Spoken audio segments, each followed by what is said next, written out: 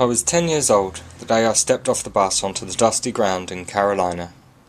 I'd been sent there for the summer vacation, whilst my little sister stayed at home with her friends nearby.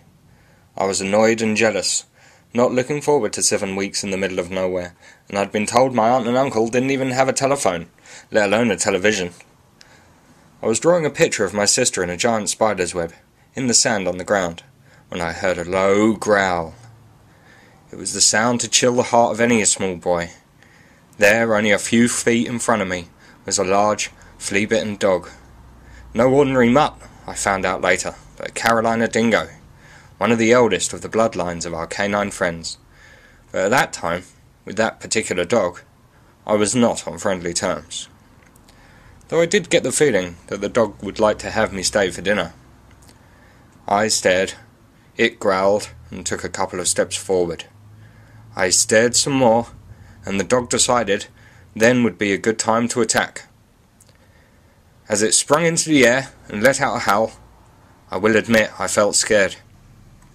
But the dog scurried off as fast as it could, leaving me standing in the middle of the hot, dusty road, scratching my head in confusion. "That won't be the last we see of him," I heard my uncle say, and I turned to see him. He was having a hard time walking, but I didn't care at the time.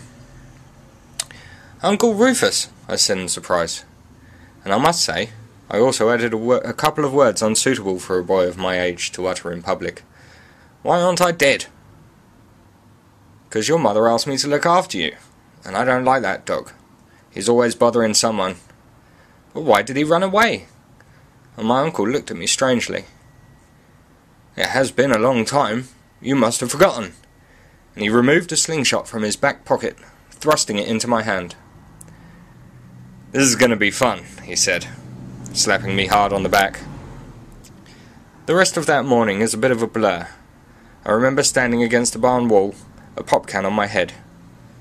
"Actually, Uncle Rufus, I've been thinking I don't really—" "Jeez! That wasn't funny! Can you show me how to do it?" After a little tuition, I was standing aiming at the same can which had been knocked off my head. I never knew where the first 2 rocks went, but I knew for certain that the third one hit my thumb. And for the rest of the day, I was laughing and jumping and throwing things for my uncle to shoot, and cursing that I'd hurt my hand so badly. That evening set in, and it slowly became too dark to shoot, and my uncle, aunt and myself sat down to dinner. The house creaked, though there was no wind, but the light was warm, and the smells of food good. "What's this?" I said, as a plate was put in front of me. "It smells good, I didn't mean—" "It's rabbit pie," my auntie said, smiling, "and roast corn," and 2 corn cobs dropped onto the steaming pie. "It's not Flossie, is it?" My guardians looked at each other, then me. "Wilma's rabbit?" "I don't mind if it is. I was just wondering." "Boy, how would we get a hold of—" "No, dearie, it's not your sister's pet.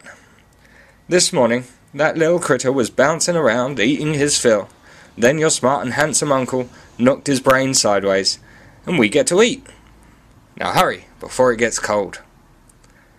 "I'm not sure I want some now," I said, but it did smell very good, and once I'd eaten the sweetest corn I'd ever had, my appetite won whatever argument it was having with my brain, and before I knew it, my hands and mouth had already tricked them both.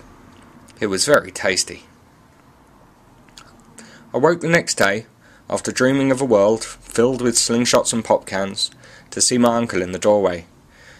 "Are you ever going to get out of bed?" I heard him say. "I don't have school. This is the holidays," I replied, and pulled the covers tighter. I don't know exactly what bit me on the behind, but I definitely heard the snap of elastic. They didn't like layabouts in that household. After 3 boiled eggs, 5 rounds of toast with honey, and a hot bowl of porridge though, I was ready to sit somewhere soft and watch cartoons. "We got to get going, Archie," my uncle said, and he handed me an empty bag. "We got to catch dinner before we go to work."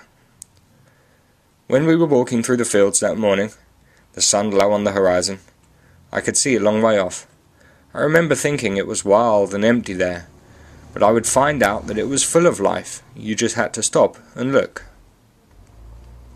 During the first part of the walk, I was watching my uncle, trying hard to get along at speed. He was walking badly, I now noticed, but when I would mention it, I would get shushed. "I don't need your legs to get me dinner." At one point, I was waiting for my uncle when I saw a snake on the ground near my leg. Its head was reared, poised to strike. In the blink of an eye, it was cut in half. "It's getting warmer by the second, boy. But still, you must have nearly stepped right on him. Best stick by me." And I did. 3 times I turned my head to see a dead rabbit tumbling through the air. "You gotta be quick, Mr. Bunny, to hop away from me." After a while we stopped. He placed his hand on my shoulder and pointed to a herd of rabbits in the distance. We came back with 5 rabbits that day, and I came back with a new attitude, though I didn't know it then. There were so many things I was introduced to over that holiday that I still think it's amazing I know anything else. I went back for the next 3 summers, every year saying I would always come back. I showed my friends how to make the best slingshots, and they all wanted me to teach them how to trick shoot, like my uncle. But like all things, it came to an end.